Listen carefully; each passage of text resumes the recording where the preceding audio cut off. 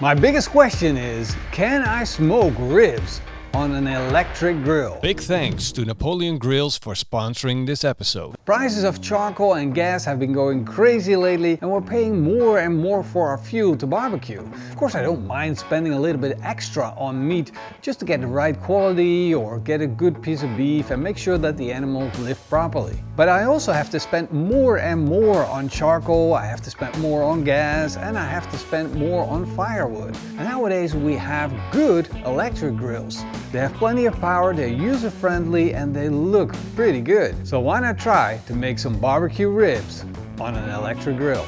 And to do this experiment, I selected the Napoleon EQ. This thing is fully electric. It's so much electric that it requires a 3-phase plug.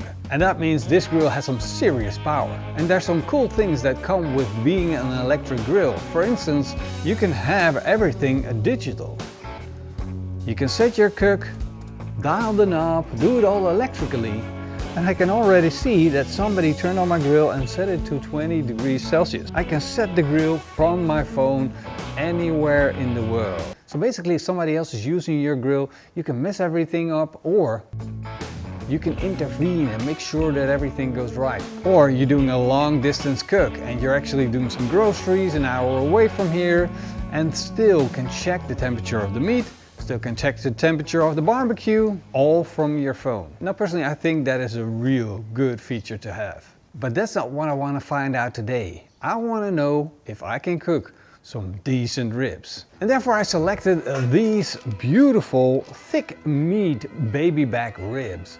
There's still a piece of loin on these ribs with a little bit of fat in between, and that's going to make these ribs juicy and tender. And to prepare them, I'm going to remove the membrane that sits on the back. If you're cooking spare ribs, you're using paper towel. If you're cooking baby backs, you're using a dinner knife. And then you're going to season it. I'll be using the PITMASTERX Texas barbecue seasoning for the first layer. This is a little bit of salt, pepper, garlic powder, onion powder. Flip it over. Now these ribs are so thick in meat that they not only have a front and a back, but they also have sides. So don't forget to season the sides. I'm going to follow that up with the PITMASTERX classic barbecue seasoning. There we go. Make sure you get an even coat for good looking ribs. Flip it around, do the same thing the other side. That's going to give it a beautiful color. Don't forget the sides. Those are some good looking ribs. They're now ready for the barbecue, so let's set up the Napoleon EQ. Now the electric grill doesn't produce smoke by itself. It needs a device that helps it to smoke. And therefore you have a box like this, which is called a smoker box. And in that you're going to put some wood chips. You don't need to load it up fully, halfway through is enough. That way you leave plenty of space for the air to move around. Then you put the lid on and you take this box, open up the grill, remove one grill grate.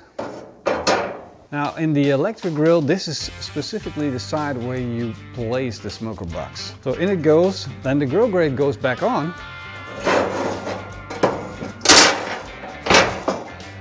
And now all you have to do is turn the barbecue on. And it says preheat your grill for about 20 minutes, but since we're smoking, I'm not going to do that. I'm just going to start right away. I'm going to go and set it to smoker, so tap that. Then set the temperature to 120 degrees Celsius, which is about 240 degrees Fahrenheit. And then the smoke level to high. And we're going to push start, and it's just going to start smoking at the right temperature. Now let's put the ribs on the barbecue. And of course I'm going to place them on the barbecue over indirect heat. That means offset to the smoker box. You have two options, either you place it on this side, or if you have a smaller item, you can place it here at a higher precision. I'm going to take the wire thermometer that comes with the grill, stick it into the thickest part of the ribs. I'm also going to plug one into the other ribs in the thickest part. There we go. And now I need to wait a little while for the probes to actually detect heat, and once that happens, that's probably around 20 degrees Celsius or 40 degrees Fahrenheit. And once that happens, I can set the temperature for the meat.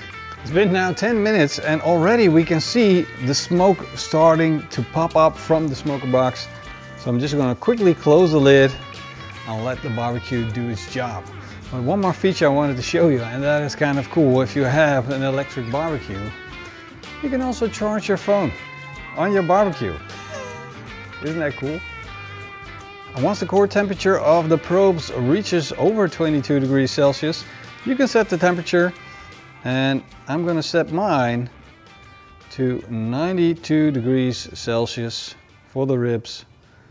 Set one, set the other probe as well, so I can individually keep track of them. Actually, I'm going to set these at 70 degrees Celsius, because at 70 degrees Celsius the ribs stop taking on most of their smoke flavor. So all the smoking needs to be done for the temperature, and then I want to see what they look like and see if I'm going to wrap them up or then I'm going to leave them on the grill as they are. As you can see, we still have smoke coming from the smoker box, so I'd say the first 20 minutes are pretty smooth. The ribs are now over 70 degrees core temperature and we're going to take a look at them. Ooh, they definitely warmed up. At first glance they look pretty good. We got beautiful color on the outside, but I'm kind of missing that heavy mahogany color, which in itself is not strange. We have a little bit of smoke flavor on the outside, I can tell. However, not as much as we're used to from, say, a charcoal grill or like an offset smoker, but we still have a while to go. So I'm gonna transfer the ribs from the low position to a high position. Let's take a look at the bottom as well. You see that most of the heat comes from the bottom. So a little distance between the top, a little bit more distance between the heat source and the ribs is great. And I think maybe the top position is going to give us a couple of twirls of smoke as the fat renders down and drops onto the grill grate. They were on for about 2.5 hours and I'm really curious to see how well the electric grill is going to take the ribs from that temperature up to the 92 degrees Celsius. While I wait, I'm going to whip up a quick batch of barbecue sauce. Making barbecue sauces is not that difficult. You're going to start with 1 part of sweetness, and that can be honey, that can be sugar. In this case, I'm going to do half and half. So that means half honey, half sugar. And this I'm going to call 1 part. To that, I'm going to add 1 part of vinegar. There we go. 1 more part is ketchup. And those 3 parts make a barbecue sauce. That is not it, because there's 1 more ingredient that is mandatory to creating the barbecue sauce flavor. And that is Worcestershire sauce or Worcester sauce. You're going to need 1 tablespoon of that. That's also going to give it the dark color. And in my case, I want to boost the flavors with a teaspoon of chili flakes, a tablespoon of the PITMASTERX classic barbecue seasoning, and a tablespoon of the PITMASTERX Texas barbecue seasoning. I'm going to mix this up, give it a good shake. And that is how you make a super simple and easy instant barbecue sauce. Of course, I'm going to do the taste test. Always make sure you got the flavors on point. Wow. I can feel a little bit from the heat of the chili flakes coming, and I'm just going to give it about an hour just to let it sit and all the flavors will combine. The chili flake flavors will pop up a little harder and it will become a delicious sauce. My app just informed me that the core temperature of the ribs is 92 degrees Celsius. Wow, that looks freaking delicious. But we're not done yet, because now I'm going to make these ribs look good. And I'm going to brush some barbecue sauce on.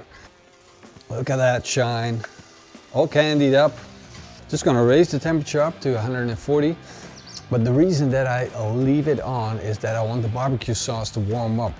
Because we didn't put it in the pan, we didn't boil the barbecue sauce, so it's cold and that's not really enjoyable to eat. Now if we give it a minute, the moisture is going to evaporate, it's going to get nice and sticky, and the ribs are just going to taste so much better for it. Time to take the ribs off, and they're looking mighty fine. Ooh, look at that shine. See how it dried up a bit on the outside? Nice and sticky. It's scary because it's about to break. All right, let's slice into this. See how juicy these ribs actually are.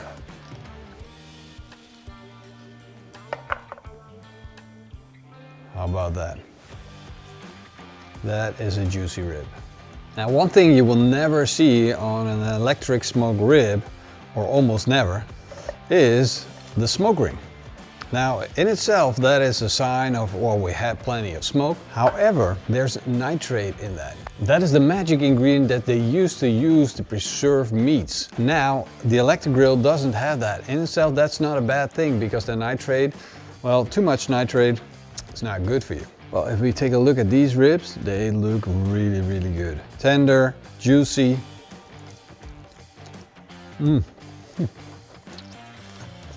Wow. And even though I don't have that typical smoke ring color, I'm still really happy with the end result. My ribs are tender, they're tasty. So I would say, yes, you can smoke ribs on an electric grill. We're switching to electric. We're switching electric. Nice.